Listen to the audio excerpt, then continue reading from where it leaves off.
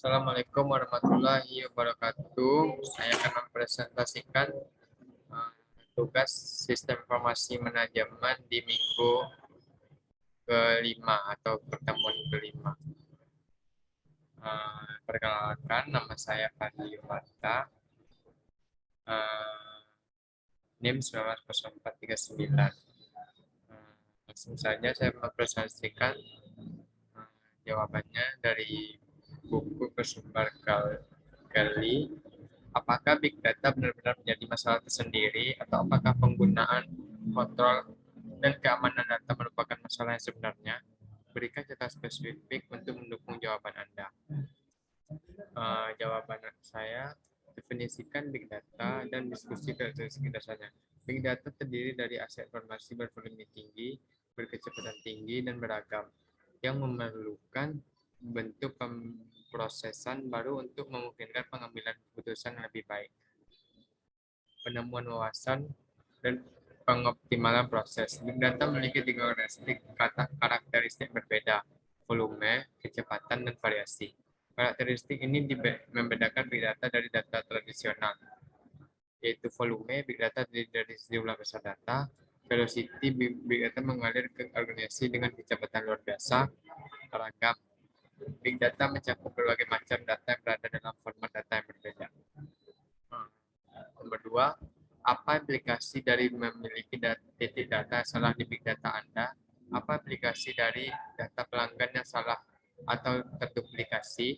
Seberapa berharganya keputusan yang didasarkan pada informasi yang salah yang berasal dari data yang salah?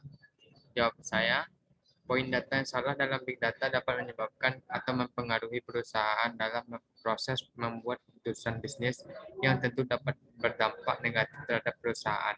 Efek negatif juga dapat terjadi dengan adanya data pelanggan salah dan duplikat karena dapat mempengaruhi seberapa baik atau buruk perusahaan dapat berhubungan dan bersosialisasi dengan pelanggannya. Hal ini tentunya memperlihatkan informasi yang salah berasal dari data yang salah dapat dengan mudah memperburuk bisnis. Soal yang ketiga, jelaskan mengapa manajemen master data sangat penting di perusahaan yang memiliki banyak sumber data. Jawabannya, manajemen data master sangat penting dalam perusahaan yang memiliki beberapa sumber data. Dikarenakan masih banyak perusahaan yang hanya menganalisis 12% dari data mereka, yang berarti perusahaan-perusahaan tersebut bisa kehilangan 88% dari data driven yang mereka abaikan. Selain itu, organisasi memiliki beberapa sistem di tempat untuk menyimpan dan untuk mengambil data. Namun masih banyak sistem informasi perusahaan yang berbeda dan mengarah ke data yang tumpang tindih, berlebihan, dan tidak konsisten. Sistem yang berbeda cenderung memiliki aturan yang berbeda dan untuk validasi dan pembersihan data.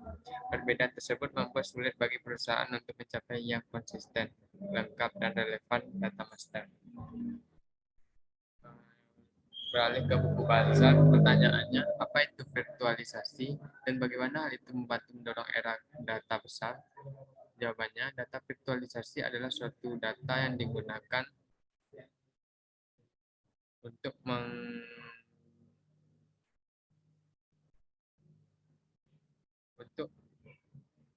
menggambarkan pendekatan manajemen data yang memungkinkan aplikasi untuk mengambil data tanpa memerlukan detail teknis dari data tersebut, seperti bagaimana data di format atau lokasi secara fisik data berada. Tujuan dari data virtualisasi adalah untuk membuat suatu gambaran dari banyak sumber yang berbeda tanpa harus menyalin dan memindahkan data. Data virtualisasi ini dapat mendorong era data besar dengan satu, mengumpulkan sumber data yang terstruktur dan tidak terstruktur dengan tampilan virtual melalui dashboard atau alat visualisasi. Dua, memungkinkan untuk menemukan metadata dengan menyembunyikan kompleksitas saat mengakses beberapa jenis data dari sumber yang berbeda. Soal nomor dua, apa itu komputasi terdistribusi dan bagaimana hal itu membantu mendorong era data besar? Sistem komputasi dan distribusi adalah jaringan komputer yang dihubungkan dengan cara tertentu sehingga tampak seperti satu komputer bagi pemakai individual. Komputasi dan distribusi ini dapat mendorong era data besar dengan menggunakan server komputer terpusat yang secara konstan menyediakan dan menjalankan program komputer dan database yang dibutuhkan oleh komputer lain dalam jaringan. Soal nomor 3, mengapa bisnis menjadi kaya data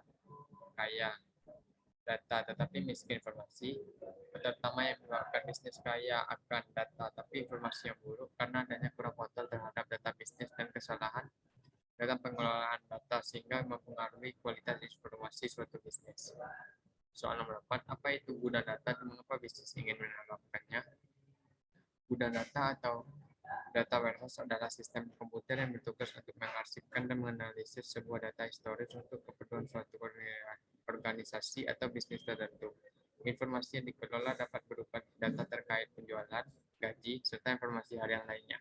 Alasan bisnis menerapkannya karena terdapat fungsinya sebagai 1. Membantu pengambilan keputusan yang lebih baik. 2. Cepat dan mudah mengakses data. 3. Kualitas dan konsistensi data. 4. Menyediakan historical intelligence. 5. Menghasilkan ROI tinggi. Kasus soal pertama, tentukan masalah yang dijelaskan dalam kasus ini. Seberapa serius masalah itu? Jawabannya, terjadinya kegagalan pencatatan data informasi penting dalam sistem peradilan. Menyimpan catatan data perilaku buruk sebelumnya sangat penting. Jika sistem gagal dalam informasi ini dalam database, maka akan menimbulkan konsekuensi berat. Dalam hal ini, jika Angkatan Udara mengikuti protokol sejarah kriminal, kalian akan mencatat dalam Interstate Identification Index dan akan muncul di sistem pemeriksaan latar belakang kriminal internasional yang dikenal sebagai NICS. 2. Faktor manajemen organisasi dan teknologi apa yang menyebabkan masalah ini? Jawabannya, faktor manajemen. Kurangnya komunikasi dalam memperbarui manajemen screening latar belakang FBI atau keyakinan tidak jatuh. Dalam hal ini, kontrol yang memadai tidak tersedia untuk mencegah PLA membeli data untuk menambahkan keyakinannya ke dalam laporan kasusnya. Faktor organisasi. Dalam hal ini, organisasi tidak membuat garis besar situasi kritis yang efektif yang seharusnya ditunjukkan dalam catatan database penyaringan FBI, sehingga perlu mengidentifikasi dan memperbaiki data yang salah dan menerapkan rutinitas yang lebih baik untuk input dan pengeditan. Dalam data, perlu dilakukan langkah-langkah untuk memastikan bahwa data dalam database organisasi yang akurat dan tetap dapat diandalkan. Faktor teknologi. Adanya sistem NCIC yang merupakan clearing house elektronik untuk data kejahatan yang dapat disadap oleh hampir setiap badan peradilan pidana di seluruh negeri. Hal ini membuat sistem sempurna untuk menjalankan pemeriksaan latar belakang dan laporan dengan cepat. Satu-satunya kekurangan yang mungkin terjadi jika tidak digunakan secara efektif. Soal yang ketiga, apa dampak politik dan sosial dari pencatatan yang tidak lengkap dalam database FBI, NCIC, dan NICS? Dampak sosialnya, kegagalan yang disebabkan oleh sistem pencatatan dan basis data dapat membuat salah dalam penilaian kasus. Orang percaya bahwa basis data pencatatan nasional menyediakan sumber daya dan mengumpulkan dukungan yang diperlukan untuk meningkatkan ketersediaan dan kelengkapan informasi catatan yang bergantung pada catatan yang sama, yang akan mengalami kesenjangan yang mengakibatkan konsekuensi yang berpotensi bencana. Dampak politiknya, catatan yang tidak pernah masuk ke dalam database dan lainnya yang tidak lengkap atau tidak jelas dalam sistem pencatatan sistem yang tidak lengkap di mana pemeriksaan senjata sistem pemeriksaan latar belakang kriminal internasional atau NCIS akan mengakibatkan kesalahan memberi orang akses ke data dan informasi keamanan nasional dan pencatatan yang tidak lengkap hingga mempengaruhi peraturan pemerintah tentang apa yang harus dicatat di NICS. Hal ini mempengaruhi kebijakan dan proses untuk mengelola ketersediaan, kegunaan, integritas, dan keamanan data. Sekian presentasi dari saya. Tidak ada kesalahan, mohon dimaafkan. Assalamualaikum warahmatullahi wabarakatuh.